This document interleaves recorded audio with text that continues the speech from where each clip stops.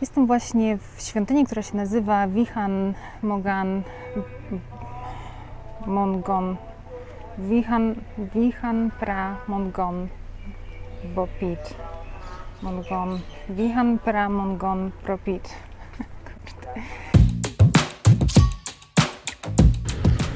Cześć, to ja, Polka w podróży, czyli Kamila. Dzisiaj jestem w starożytnym mieście Ayutthaya, które było stolicą księstwa Ayutthaya od XIV do XVIII wieku. Ayutthaya jest położona około 80 km na północ od Bangkoku. Żeby się tam dostać, łapię pociąg o 7:10 rano. Nawet lokalsi jeszcze śpią.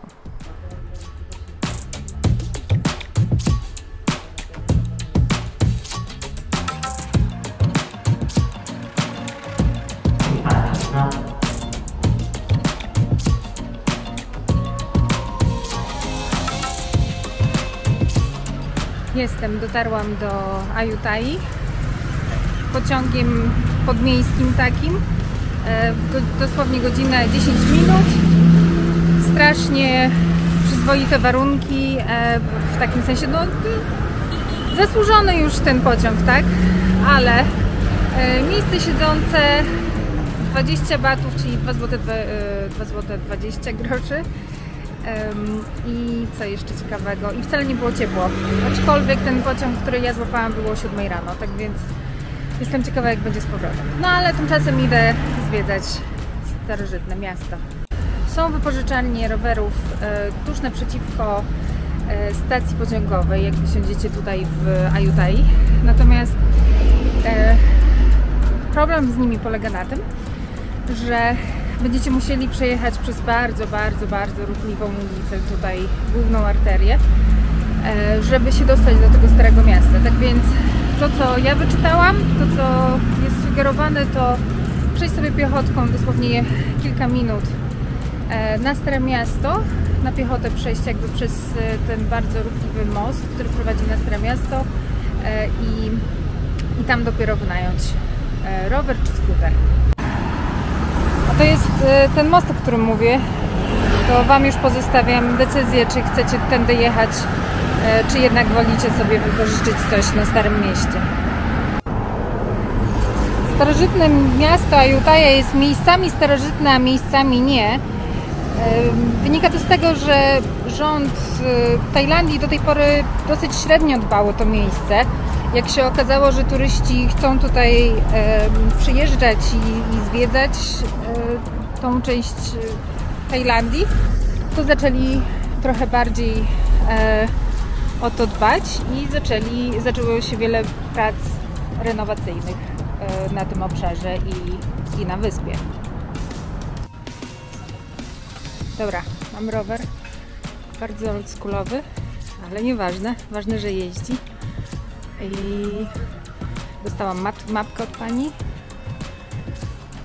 która pokazuje, którędy jechać, jak najlepiej dla roweru, więc fajna sprawa. Również dodatkowym plusem jest to, że rower kosztuje tylko 60 batów za dzień. Trzeba mieć paszport, żeby go wypożyczyć. Znaczy nie trzeba mieć paszportu, ja dałam pani kopię, z której to pani sobie zrobiła kopię. Nie trzeba żadnych depozytów zostawiać ani nic takiego. Tak więc szybka, łatwa sprawa. Tak jak mówię, te ulice tutaj są bardzo ruchliwe, więc naprawdę polecam po prostu wypożyczyć rower tutaj lokalnie. Już jak się dotrze do Starego Miasta. Nie ma jeszcze 9 rano, a jest już niesamowicie gorąco. Dzisiaj mają być burze, chociaż zapowiadają burzę, odkąd tutaj jestem. Do tej pory jeszcze ich nie było, ale na rowerze jest fajnie, więc polecam ten rower, bo jest przyjemny.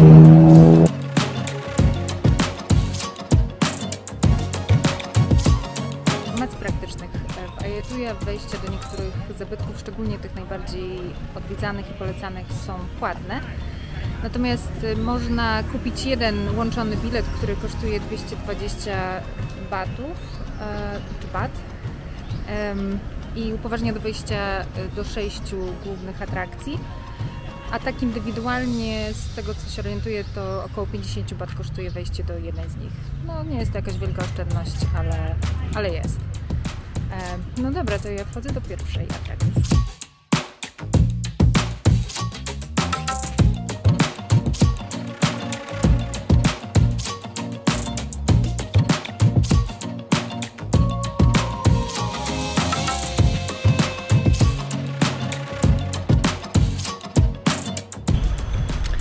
Wat Chaburana to buddyjski kompleks, który został wybudowany na początku XV wieku. Główną atrakcją świątyni jest wysoka i elegancka stożkowa pagoda, która jest charakterystyczna dla architektury w stylu ajutajańskim. W przeszłości pagoda była pełna bezcennych skarbów i religijnych artefaktów, ale większość z nich została skradziona podczas inwazji birmańskiej.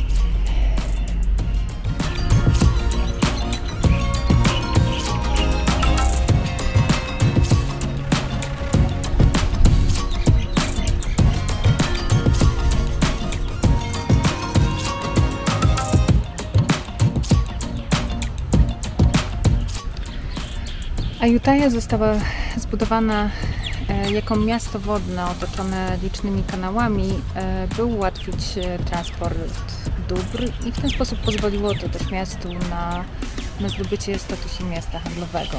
Miasto Ayutthaya położone jest około 80 km na północ od Bangkoku. Otoczone jest rzekami Praya, Lopburi i Prasaki.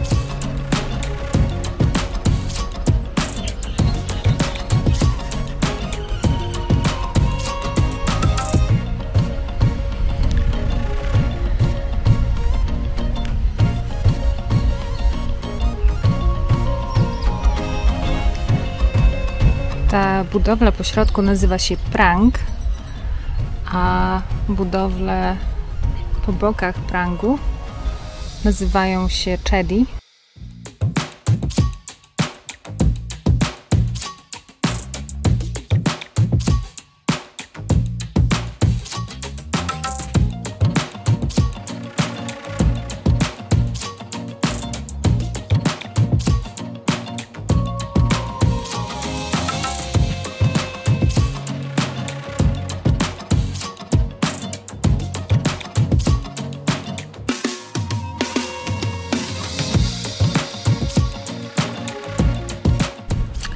Legenda o tym, jak zostało założone miasto czy królestwo Ayutthaya, wiąże się z opowieścią o królu Yutong, który był założycielem właśnie tego królestwa.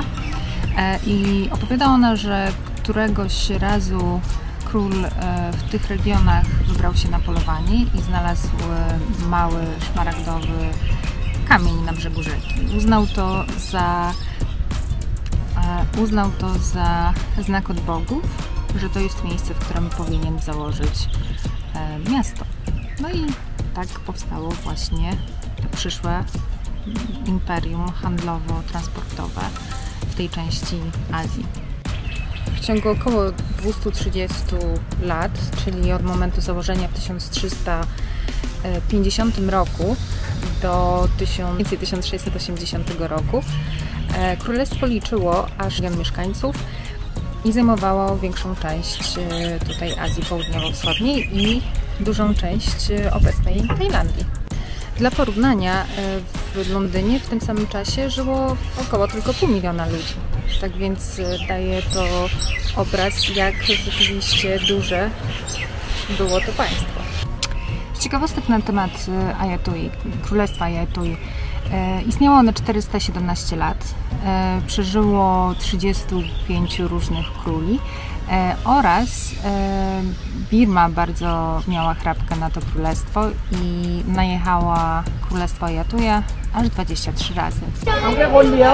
Nie wiem, czy uda mi się coś nagrać, bo chodzi ze mną wycieczka szkolna i się mnie pyta, jak mam na imię. A pan ich uczy, żeby się mnie pytali, coś słyszę. ถามคนเดียวในกลุ่มคนเดียวในกลุ่มใครก็ได้ถ่ายคลิปเลยเอาไอ้เมื่อกี้คนละแก๊งกับเราเหรอคนละแก๊ง Excuse me, the children they want to ask you some 1 or 2 questions. They record the video but send the teacher.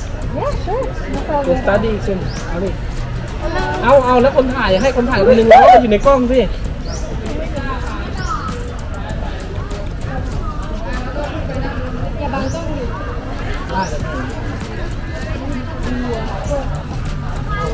นึงเขาถามเอาฮัลโหลแล้วก็เดินมาเลย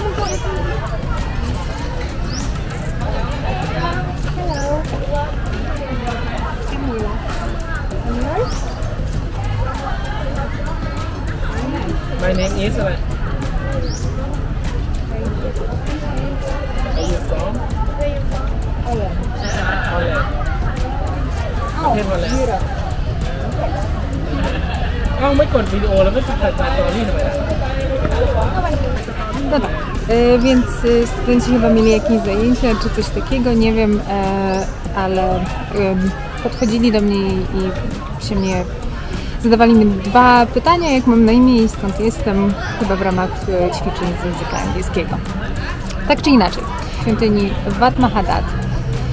To drzewo, które tutaj widać za mną, jest dosyć specjalne i szczególne, ponieważ to tutaj jest, znajduje się głowa Buddy, która jest wczepiona w korzenie tego drzewa.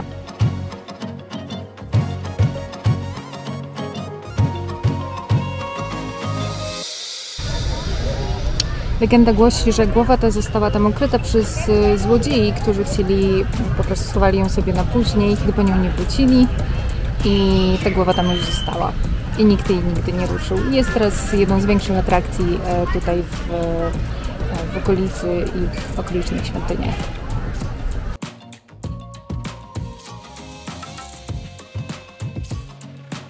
Niestety w 1767 roku Birmie udało się z powodzeniem najechać królestwo Ayutthaya.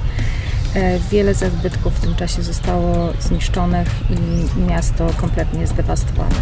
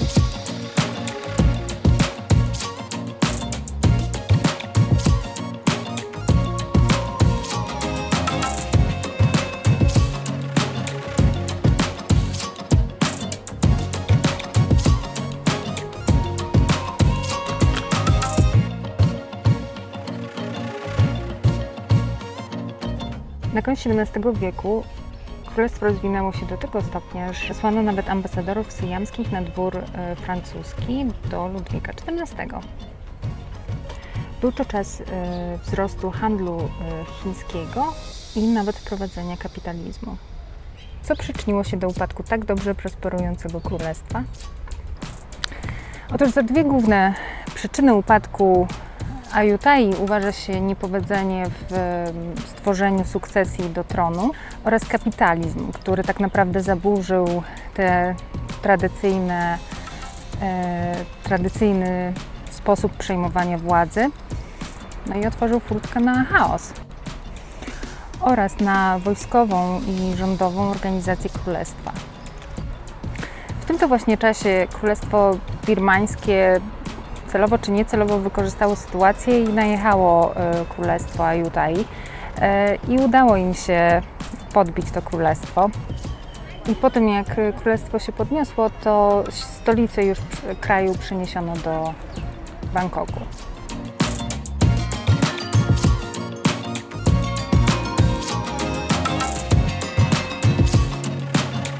Widzę więcej słoni. To, co jest tutaj kontrowersyjne, to to, że można się przejechać na słoniu, co generalnie turyści starają się już tego nie robić. Przynajmniej w pozostałych częściach Tajlandii. Nawet sanktuaria dla słoni są już obecnie takie osławione dosyć kiepską sławą, ponieważ się okazało, że często oni sami łapią te słonie tylko i wyłącznie po to, żeby później się nimi opiekować, dla zysku oczywiście.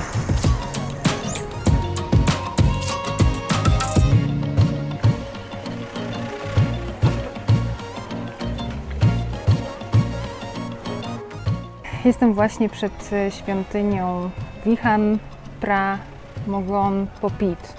Sorry za mój tajski. Jest to jedno z najważniejszych miejsc kultu w Tajlandii. Jest to świątynia z XVI wieku. Głównym elementem tej świątyni jest jeden z największych pomników Buddy w Tajlandii w ogóle. Ma on wysokość 12,5 metra i jest wykonany z brązu. Pierwsza statua Buddy w tej świątyni została ufundowana przez króla Taratsebu w 1538 roku.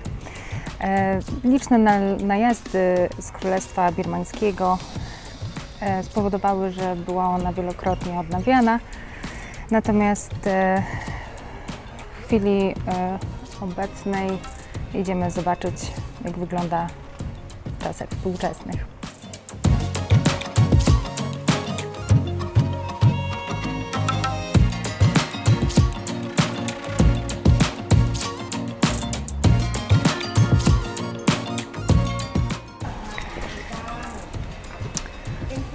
Czy wiecie, czemu buddyści czasem nakładają takie złote sreberka na posągi Buddy? Otóż złoto jest metalem szlachetnym i kojarzy się z czystością i blaskiem. W buddyzmie symbolizuje on stan oświecenia, który jest ostatecznym celem buddystów, jakby nie było. Uważa się, że pokrywając posągi Buddy złotem, reprezentuje ta osoba oświecony stan czystości nauk Buddy.